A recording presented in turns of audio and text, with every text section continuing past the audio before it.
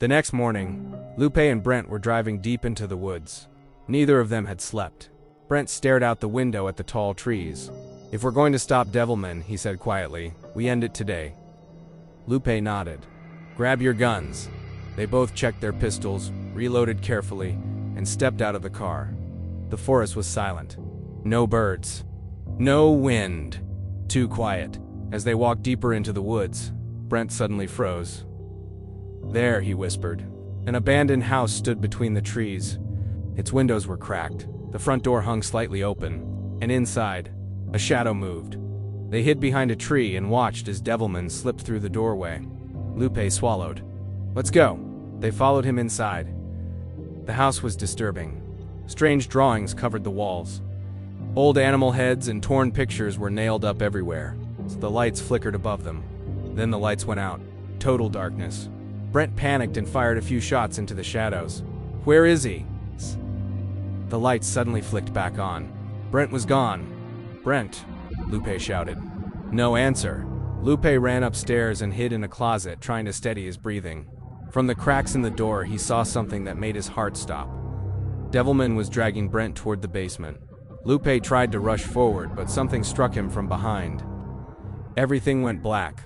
When Lupe woke up, the house was silent again. "Brent," he whispered. He searched the rooms carefully.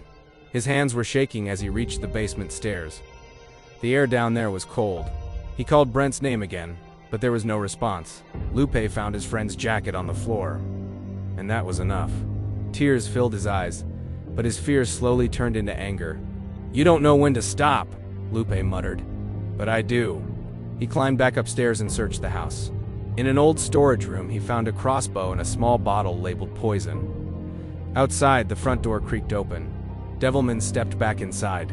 "I took your friend," Devilman said in his cold, echoing voice. "Now you're next." Lupe didn't run. Devilman charged at him. Lupe fired. The poisoned arrow struck Devilman in the eye. Devilman screamed and stumbled backward, crashing through the door and running into the woods. Lupe grabbed his pistol and chased after him, fury in his heart. But before he could fire again, police sirens surrounded the forest. "Lupe, drop the weapon," officers shouted. Devilman fell to his knees as officers tackled and arrested him. "He killed my friend," Lupe yelled. "And he'll answer for it," one officer said firmly. "But not like this." Devilman was taken away in handcuffs. Days later, Brent's funeral was quiet. Lupe stood alone at the grave. He remembered Brent laughing in the car, remembered him saying, "Always be yourself. Don't let fear change you." Lupe placed a hand on the gravestone. "I won't forget," he said softly. The sun began to set as Lupe walked home. Far away in a prison cell, Devilman sat in silence. And slowly, he smiled. The end?